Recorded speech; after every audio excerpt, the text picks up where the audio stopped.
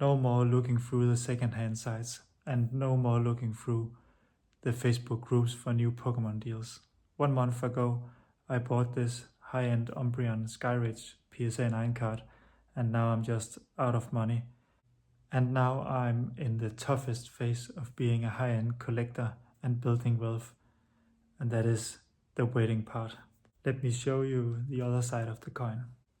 Last year we bought a house, and I just didn't want to sell any core positions to purchase the house, so we really emptied our war chest. When you buy a new asset, it always takes some time to stabilize the asset. So there are repairs, there are maintenance, and having a house involves a lot of increased expenses. There are insurance, taxes, and a big mortgage. It just takes a bit longer to replenish the cash position. In the end of last year, I bought a very high-end card for me, an Umbreon PSA 9 Holo from Skyridge.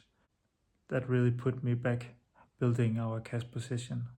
Now I'm in this phase where we are building up cash, and it just takes a lot of time.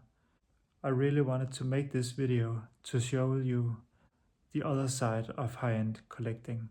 In an earlier video, I talked about the trade, I talked about the excitement, I talked about how happy I was being able to acquire this card. But now I want to show the other side of the coin. I want to show how much patience it takes. I want to show how boring it can be and how hard it can be to actually save. I have moved to high-end collecting where it just takes such a long time for me to acquire a new card. It can take months, and in that period there's no other way around it than just waiting. So my goals for this year is to build a big cash position.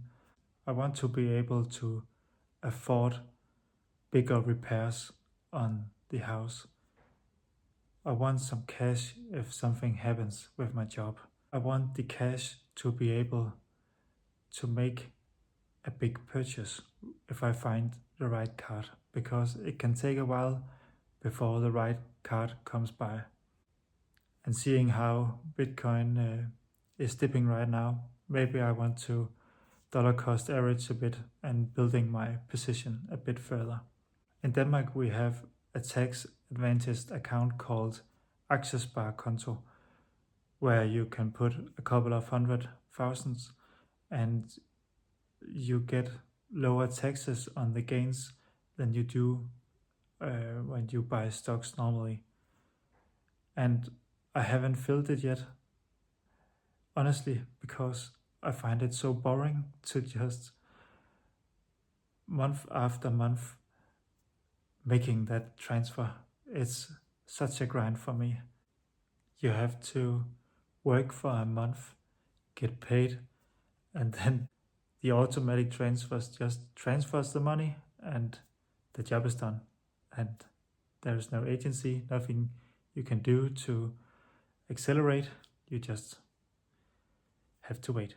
And filling up this tax advantage account, it might take 3 years or 4 years, I don't know. So it's also these goals where the goalpost is so far out in the future. It can be very difficult to delay gratification for so long. But for me, filling that bucket is like driving with a seatbelt. It's the insurance, it's the safety, and it just makes sense. I just want to share this restlessness that you can feel in between, because it's such a big contrast. It's very anticlimactic after all the excitement to just sit around and wait. I have several coping mechanisms for this period. I stopped searching the second-hand market. I stopped looking at the Facebook groups where new deals are presented, because I just don't want to get tempted. I set up automatic transfers to fill up the savings and to fill up the tax advantage account. And honestly, I focus my energy on other stuff like making these videos, even though it can also be a grind to building up a new channel. Another strategy that works pretty well for me is to focus my attention on the selling side of Pokemon collecting. So I just double down on selling these cards that are of lower quality, consolidating my collection, and in that way I focus my attention on something else and I get some cash back to build up the cash buffer, and I also get some feedback from the market. I learn about what is liquid, what sells, and what is hard to sell. And I also just relax a bit more, meditate a bit more, read a bit more, and just recharge a bit. Investing a lot of money really takes a toll on the emotions.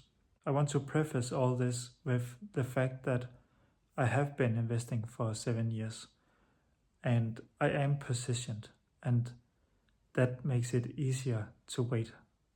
Being positioned while I'm waiting, my capital, my assets are working for me. It's not like nothing happens when I wait for 3 months or 4 months or a half of a year. Every day my assets are working, and that's one of the advantages of being positioned, and that buys me some patience. And to be very honest with you, in the beginning I couldn't wait so long and just build cash. I was much more aggressive. When I didn't do anything, nothing really happened. So I had no agency, and I just wanted to do something to put me in a better state. I wanted to use my actions to bring me forward. But now I'm not alone.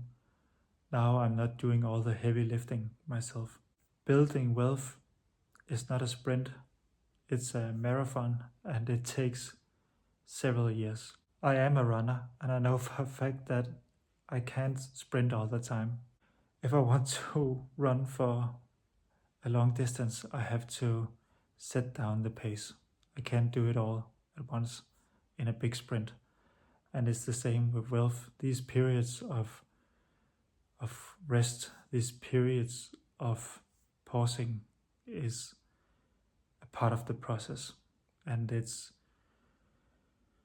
necessary for building wealth in the end. But I'm very curious. Let me know, what do you do to achieve these long-term, very boring goals? Do you have any good tips or strategies that you can share? Just put it in the comments. Otherwise, please like, subscribe or share. I will see you again next week.